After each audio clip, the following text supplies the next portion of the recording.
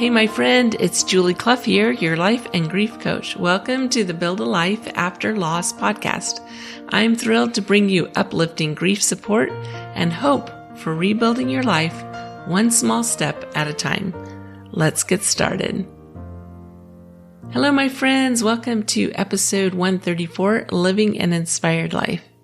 Isn't that what we all want? Isn't it that we want to feel inspired? We want to feel energized. We want to feel that energy of moving forward, of living a life that we love and that we cherish. And what I have found over the years is that living an inspired life really requires us to engage. Grief causes us to shrink, and that's okay because it's part of the season of grief. But what we're working towards is to re-expand and to expand even past where we were before. And I want to paint this picture of what this looks like. There's many, many shifts and changes in life. And it's in those shifts and changes, and even in the middle of grief, it's really being true to ourselves. As women especially, now you may be a man listening, but I think it's interesting that as women especially, we tend to be really very service oriented, which is a wonderful, wonderful thing. But a lot of times we lose ourselves in that process. And instead of becoming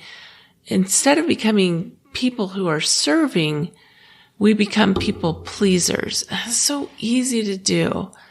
And we all fall into that trap to one extent or another. And then if we're constantly trying to please others, then we're not really living true to ourselves because we don't even know what we want. And what's become extremely apparent to me is that living true to ourselves, knowing who we are, really makes us the best servant. It really makes us the best. We become the best for showing up to the world for others when we become true to who we are. Because you have gifts and talents. You have special insight. You have special way of being you, of showing up in the world that is unique and wonderful and that serves others by you being true to yourself. And I heard something a few months ago about this idea of when we do things that we enjoy, when we do things that spark our passion, that really create that connection with ourselves, we live more inspired. And I know this is a really interesting concept, but when we're doing those things that really cause us to wake up in the morning and go, I can't wait to do that thing again.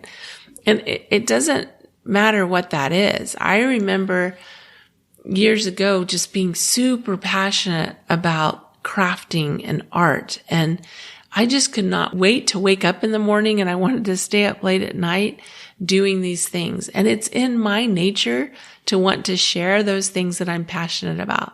It's one of the reasons I'm here, is because I want to share what I'm passionate about. And that may not be you, and that's totally okay. We are meant to show up as us.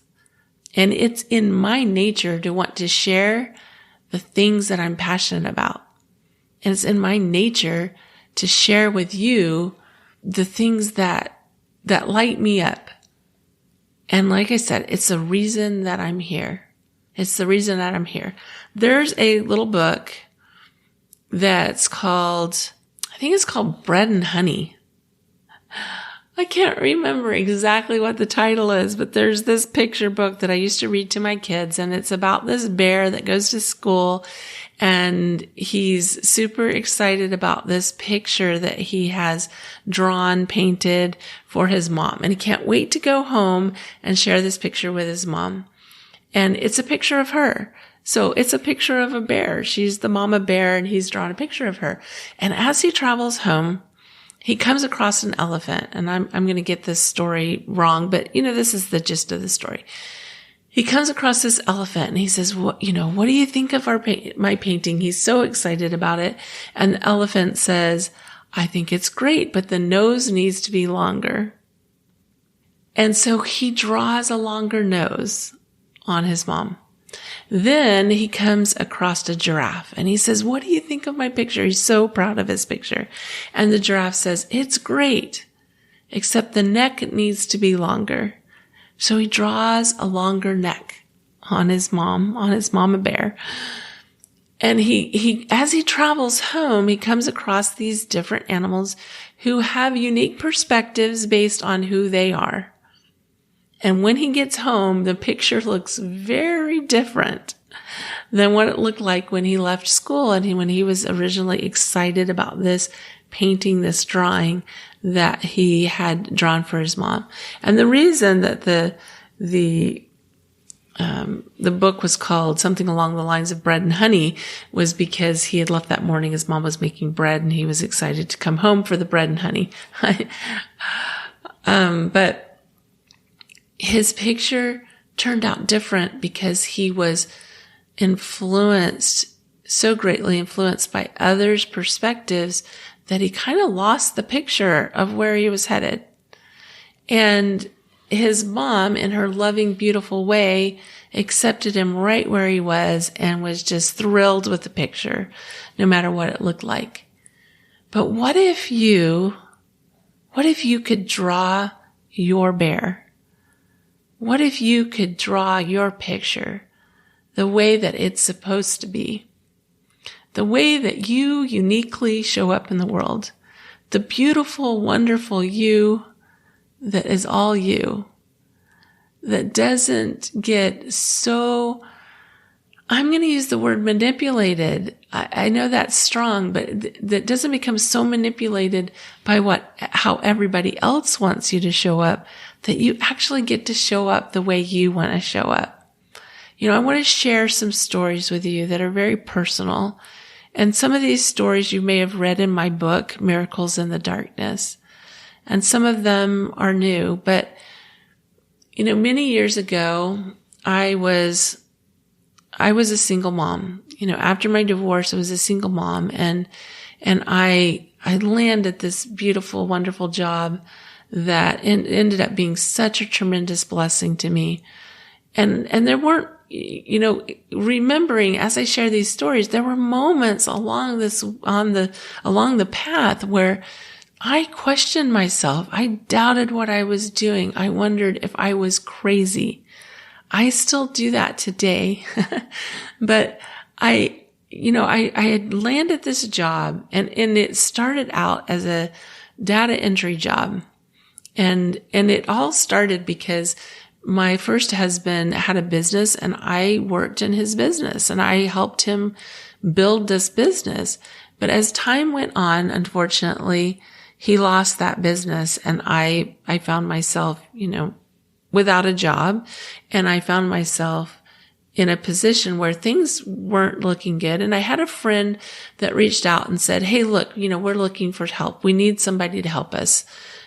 It was a durable medical equipment company. DME for short is the term that's used. And so I went to work for them and I was doing data entry, and it wasn't something that I was uniquely qualified for, or was just, a passion of mine was to do data entry. That wasn't the case at all. But as I got in there and I saw what they were doing and I offered my unique perspectives and I offered input, very quickly I was promoted to a position with more responsibility, with more leadership.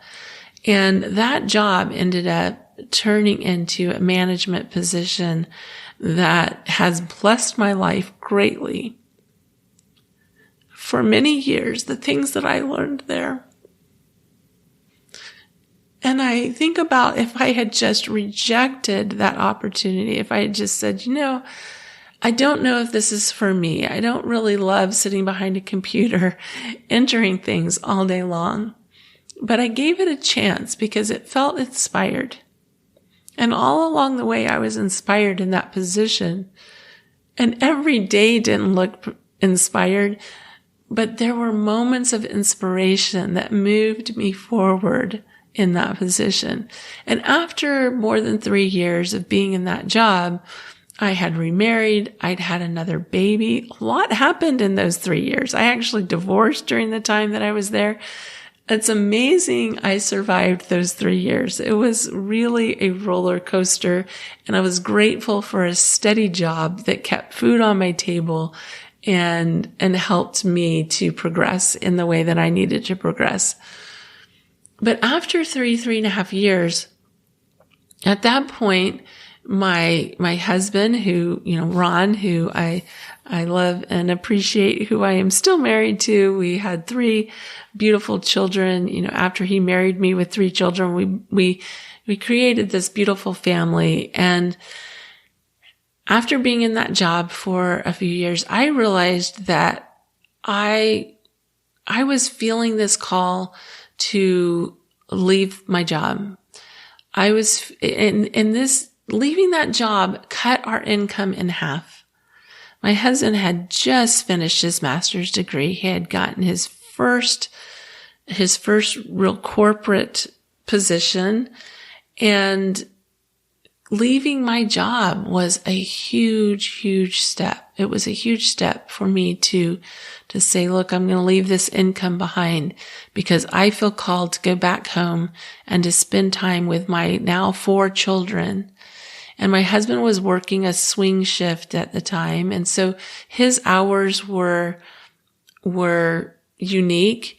And so I left that job. And it wasn't long after that I felt like I was being led to homeschool my children. Like, these are big, big changes. And I stepped into those big changes.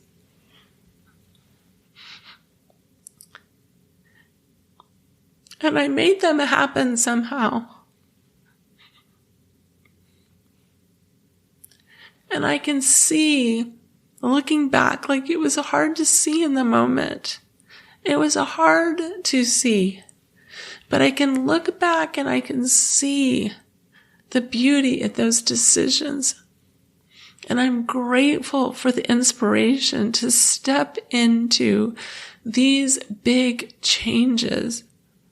These big, big changes that changed the trajectory of my life, that changed the trajectory of my family.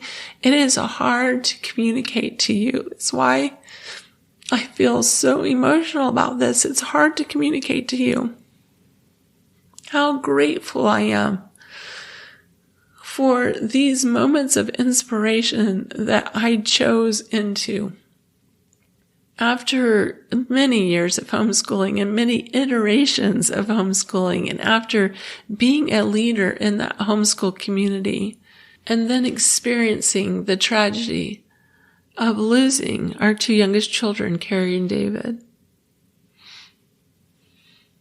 things changed again, and they changed in a big way. And it was months of difficulty and struggle to find myself again, to be reconnected with myself again. And I remember this moment when I had accepted an assignment. Again, it was an inspired decision to accept an assignment as a leader. And it was difficult. It was so, so hard. I can't even express how really, really hard that was to do that. And it wasn't pretty. It looked really messy. And after I accepted that assignment, I had so many doubts, and I kept trying to extract myself from that position. And I remember talking to one of the other leaders, one of my supports in my leadership role. And I was talking to her one day and I said, I just want to sit on the back row. I just want to sit on the back row. I don't know that I want to be up front leading. And she said, Julie, that's not who you are. And in that moment, I could not feel the power of her words. But looking back on it now, I can see the power in her words, and I can see how the words that she spoke ignited my soul and helped me to realize and helped me to reconnect to myself and to reconnect to who I am and to show up for myself and to keep fighting and to keep struggling and to keep moving forward, as messy as it looked. And so I invite you to take those inspired steps. What do you feel inspired to do today? Now, I'm sharing big inspired steps, but there were little inspired steps all along the way. There was an inspired step to accept an assignment. There was an inspired step to accept a job that wasn't really what I was looking for, but I chose to step into it, and it developed into something wonderful that I still look back on today and take so many life lessons from. In what way are you being called forward? In what way can you connect with yourself today? What is it that you enjoy doing? I was reminded again to do that. If you've seen me on video, you'll see my piano behind me. And it happens that in the home that we moved into last year, that it just made sense to put my office in the front room. It's closed off, it's a private space, but that also meant that my piano was going to be in the room with me. And at first I was like, well, that's kind of weird, but I really enjoyed having it there behind me. But I was reminded again that it's important for me. It's important for me to play the piano. Now that sounds like a silly thing, but when I play the piano, I connect with myself. I feel the passion for music that is part of who I am. What are those things that are part of who you are? Do you need time each day to read because that's nourishing to your soul? Do you need time each day to play the piano for a few minutes? I don't often get to play every single day, but I take the time to play and to reconnect with myself. What are the things that you love? Are you a painter? Are you a crafter? Are you a person who loves to crochet? Are you a person who loves to show up at the nursing home and care for the patients there, to give them a smile? Are you a person that loves to go out to lunch with your friends? Are you remembering to do that? Did you lose the things that you loved? Did you lose those moments because the activities were shut down during the pandemic? Are there things that you can reconnect with?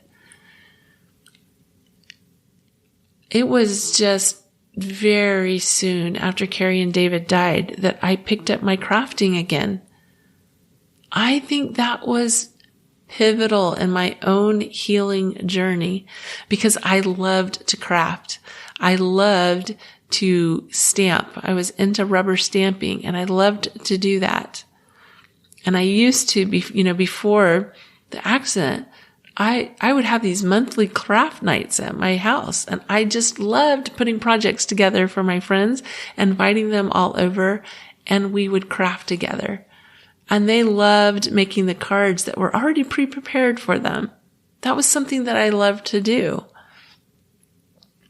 It was not long after Carrie and David died that I was creating cards again. In fact, my sister and my mom helped me hand make thank you cards for all the beautiful people who showed up for us during that really, really difficult time. And making those cards felt really personal and loving to me because it was part of who I was. And slowly, I started to have those craft nights again. And I started to reconnect with my friends. And I picked up other things that I loved again. And it was messy and hard and difficult. And it did not look pretty.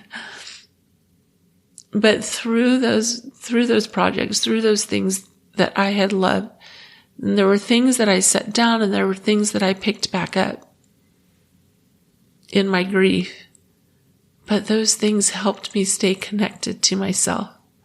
What are the things that can help you stay connected to yourself? That it can help you feel inspired? What are you passionate about? Okay, and when I use that word passionate, you're going to say I can hear you, you're going to say, there's just not much I feel passionate about right now. And I get that. If you're in grief, that's a low energy and it's going to look different. But what can you reconnect with that helps you to feel that ignition within you? What are you being called to? What are you feeling drawn to?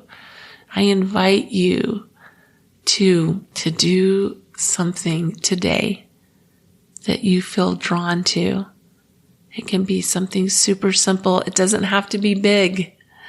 It doesn't have to be big, but something small. How can you invite that spark, that little bit of inspiration into your life? Because as you move forward with those little sparks of inspiration, the flame ignites and it grows bigger and bigger. And before you know it, you are living your inspired life. And I invite you to build and live your inspired life. I started this podcast 2.5 years ago because I felt inspired to bring these messages to you each week. And recently I have felt inspired to put the podcast on pause for a moment and to focus on some new things that are coming up that I'm super excited to bring to you. I'm following my passion. I'm following my inspiration, and it's worked so well for me in the past. And I'm just going to continue to do that. And again, invite you to do the same thing. So be sure and get on the mailing list at buildalifeafterloss.com. You can go there. You can click on the 3 habits, the 3 daily habits that can help you to start to feel better. Those are just foundational tools. They're just some tools that can help you along the way. We have the True Hope Club. I almost positive that's what it's going to be called when it launches in September. Things may change as we develop that, but super excited about the True Hope Club and to be able to bring really life-changing information to you that you can apply. In the podcast, I share a lot of things with you, and I share ideas to apply. But in the True Hope Club, we're going to dive in deep, and there's going to be opportunities for you to be coached. There's going to be opportunities for you to really, I'm going to give you tools to be able to apply the things that you're learning. And it's exciting. It's exciting. I am thrilled to be able to bring that to you. And that's going to be coming up in September.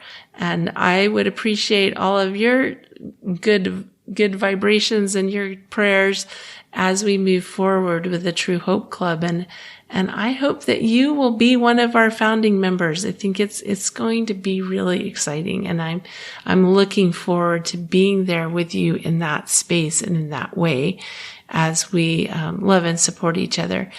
We do have a webinar coming up that's going to be on July 21st. So again, when you're on the mailing list, you're going to get emails about that. You're going to get reminders. You're going to get the information.